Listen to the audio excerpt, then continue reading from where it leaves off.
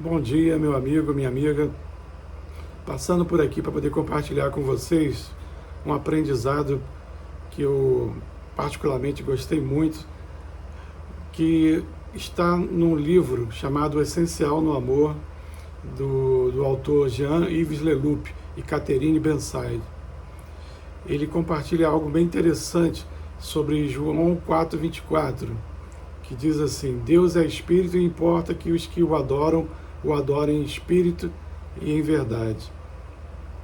O contexto dessa conversa foi um encontro que Jesus teve com a mulher samaritana. E a mulher samaritana, ela era uma mulher que estava perdida, buscando a alegria, buscando a realização da sua vida, ou seja, usando a linguagem do texto, né? Buscando saciar sua sede em postos que não levavam ela à sua plena satisfação. Ela buscava a sua satisfação através da religiosidade, buscou através de relacionamentos, buscou através de tradições, e nada disso conseguia realmente saciá-la. Então, a partir desse encontro, Jesus ensina para ela algo que serve para todos nós, que seria mais ou menos o seguinte, né? A nossa sede, ela somente pode ser saciada se a gente alcançar a plena satisfação das nossas necessidades sendo adoradores verdadeiros, adorando o Pai em espírito, ou seja, pneuma em grego, né? E em verdade, que significa aletheia em grego, né? Essa palavra pneuma, ela no grego ela é traduzida por espírito. Ela tem o sentido de ar, né? Você vai ver várias palavras em português como pneumático, pneumonia, tudo coisas relacionadas ao ar. E no hebraico, ela tem o sentido, ela é representada pela palavra ruá, ou seja, sopro, fôlego de vida, né? Já a palavra aletheia, ela foi traduzida na maioria dos textos por verdade, mas a palavra mais precisa para ela seria vigilância, ou seja, você está saindo de uma letargia, de um sono, de um estado de apatia, para que você possa estar atento para descobrir a verdade, né? Então, o Jean, ele usa uma analogia que eu achei muito interessante. Ele compara esse versículo, né, a um pai que bota uma criança no seu colo com a boca tão perto dos seus ouvidos que a criança ela consegue sentir o sopro das palavras que saem da boca desse pai. E ela está tão atenta que ela está ali pronta para descobrir quais são as verdades que o Pai tem para ensiná-la. Então esse seria o sentido do verdadeiro adorador, né? É aquela pessoa que se aproxima tanto de Deus para que possa realmente aprender com Ele aquilo que de fato Ele quer nos ensinar. O Jean, eu vou citar para você, basicamente eu vou ler para vocês alguns trechos do livro, para que você possa compreender. Isso vai soar de certa forma um pouco poético, mas eu acho que vale a pena. Ele diz coisas do tipo aqui. Jesus, aos poucos, convida a mulher samaritana a escutar e seguir o sopro até a raiz, a experimentar de uma fonte que não tem como exaurir, experimentar, descobrir quem Ele é. A partir dessa experiência, a samaritana falava não do que aprendeu, mas como aquele que a ensinou, a partir do coração. Dentro dela começou a jorrar uma fonte que não sacia aqueles que a encontram, mas suscita ainda mais sede, e o desejo de escavarem no sopro e na vigilância, ao encontro do Eu Sou, que lhes serve de fundamento e os torna capazes, à sua semelhança, de se doarem. A única coisa que a morte não poderá nos tirar é aquilo que tivermos dado.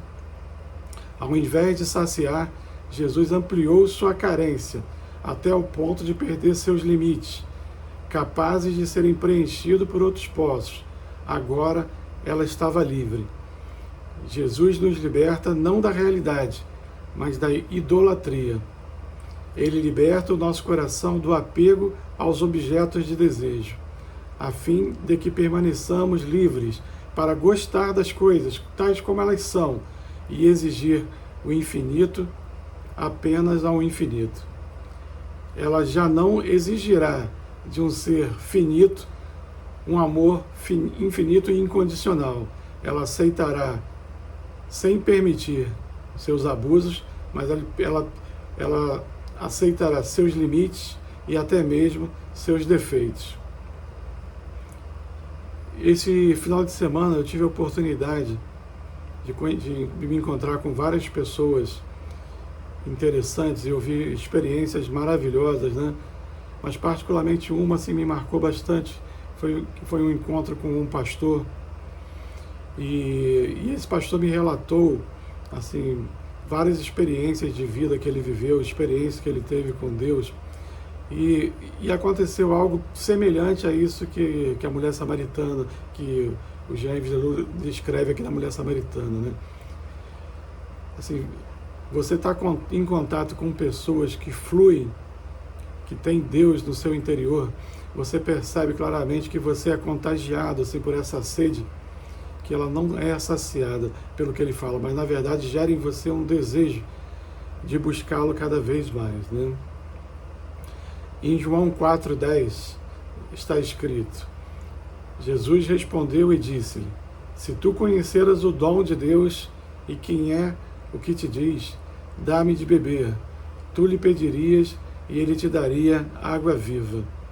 Conhecer o dom de Deus significa também entender que a fonte está em ti, a fonte do dom. A jovem judia morta em Auschwitz, Et Ilson, não sei se é assim que pronuncia o nome dela corretamente, ela escreveu em seu diário: há em mim um poço muito profundo e nele existe Deus. Às vezes consigo achá-lo, mas com grande frequência ele está obstruído com pedras e entulhos. Então eu tenho de voltar para trazê-lo para a luz do dia. Jesus ensina a mulher samaritana que a fonte vital deve ser a própria vida e não outra pessoa, que a fonte de vida está dentro dela.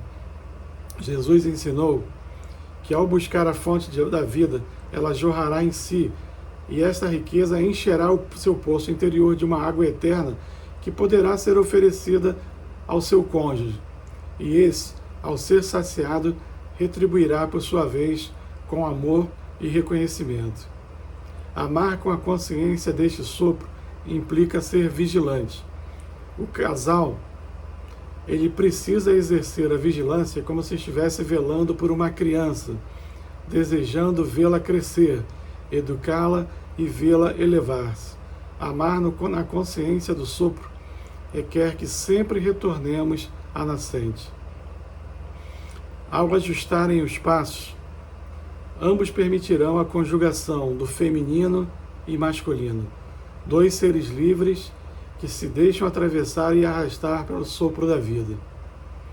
Estar sempre diante da nascente faz com que o amor que expressamos pelo outro esteja em constante evolução. Faz com que o cônjuge vá até o outro com seu desejo e não com a sua carência, com a minha fonte e não com a minha sede. Agindo assim, o relacionamento flui com naturalidade, alimenta-se do que é em vez do que não é, vive na liberdade e não na obrigação, na generosidade em vez de retenção, possui a natureza do como a nascente. O que me faz viver não é você, e nem o relacionamento, mas a vida que há em mim e você é que faz viver o relacionamento. Ao pensar em você, desejo-lhe todo o bem possível. Dirijo-me a você como sujeito do meu amor, e não objeto. Eu o escolhi de forma inconsciente. Agora aprendo a amá-lo com consciência. Aprendo a amá-la com a consciência do que você é, sem perder a consciência do que eu sou. Que sejamos verdadeiros adoradores, sempre próximos do sopro e vigilantes quanto ao crescimento e evolução do nosso casamento e relacionamento com os filhos, sempre voltando à nascente para nos reabastecer. Eu e Márcia, nós começamos a trabalhar com casais em 2003, mas assim, ao longo da caminhada a gente viu algumas coisas acontecerem e logo no início do nosso ministério nós fomos aprendemos a ministrar o curso Casados para Sempre, nos tornando líderes, né?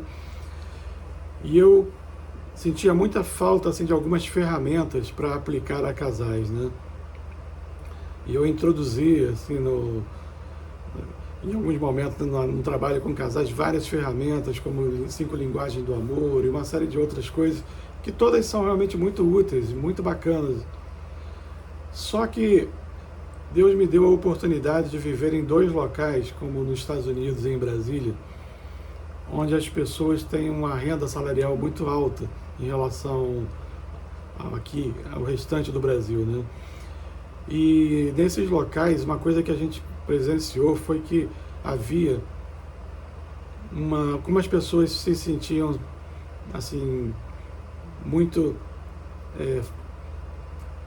que elas tinham um salário muito alto, na verdade, muitas delas criam que não precisavam tanto assim de Deus.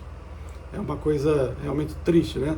Uma pessoa coloca às vezes por Deus no lugar do bota o dinheiro às vezes no lugar de Deus, né? E nesses 2 lugares eu percebi que realmente, se você andar longe da nascente, não tem ferramenta que vai fazer você realmente ter um bom casamento, você ter uma boa família. Quanto mais distante você anda de Deus, mais difícil se torna você ser um bom marido ou você ser um bom pai. Então, estar perto do sopro e vigilante, atento a aprender com ele, é essencial o tempo todo para que a gente possa ter uma boa família, né? No seminário, nós tínhamos uma capela de 15 minutos e tudo era muito rápido, né? E, infelizmente eu não tive tempo de anotar detalhes para poder buscar essa história completa, né? Mas eu ouvi um relato de uma história que foi contada como sendo verdadeira, de uma mulher que ela se tornou cristã, mas o marido não era. E o marido não só não era cristão, como odiava o fato dela ser cristã. Aí um dia ela quis ir à igreja à noite, ele ficou contrariado, mas ela resolveu desafiá-lo e foi assim mesmo, né? Era um dia de muito frio, eles estavam na Alemanha, não sei se eu contei isso, né? E estava nevando. E essa mulher, ao retornar para casa, descobre que o marido, para se vingar dela, trocou todas as fechaduras da casa e ela batia na porta e ele, estando dentro de casa, não quis abrir a porta para ela. E ela passou a noite inteira no frio do lado de fora da casa. Ao amanhecer, ele se preparou para sair para o trabalho e, ao abrir a porta, ele esperava que ser tratado com extrema grosseria e briga e todo tipo de desavença, né? Mas, para surpresa dele, quando ele ia sair, ela virou para ele e falou o seguinte: não sai não, espera aí que eu vou fazer o seu café. Ela entrou, preparou o café dele, se despediu dele amigavelmente e ele foi para o trabalho. Isso para ele foi um choque, foi uma coisa assim tão impactante na vida dele, que ele ficou desejoso de conhecer o que seria capaz de fazer uma pessoa que sofreu tal injúria, tal agressão, agir do jeito que agiu. Em resumo, né? Ele foi para a igreja, se converteu e se tornou uma pessoa extremamente usada por Deus. Dizem que até na questão de curas, né? Ele se tornou um homem muito influente e importante para o evangelho, na disseminação do evangelho naquela região onde ele morava. Amados, agir como essa mulher agiu só é possível se você realmente tem uma ligação muito forte com essa nascente, né? Um dia chegaram para ela e perguntaram, né, quando ela contava a história da conversão do marido, perguntaram para ela por que ela agiu daquele jeito, né? Como ela conseguiu agir daquele jeito. E ela disse, né, que a vontade dela era realmente de matar ele, de fazer o pior para ele, né? Mas o Deus a quem ela servia não permitiu que ela agisse desse jeito. E ao ouvir a nascente, ao ouvir o sopro, né, aprender com ele das suas verdades e colocar isso em prática, ela pôde experimentar depois de um casamento abençoado, de algo que ela nunca tinha tido até então.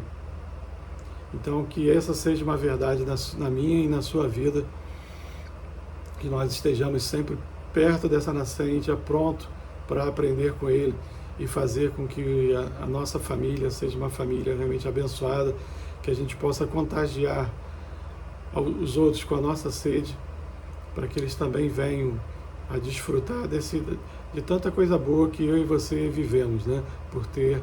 Por servirmos a esse Deus maravilhoso. Obrigado pela sua atenção, fiquem com Deus e até o próximo vídeo.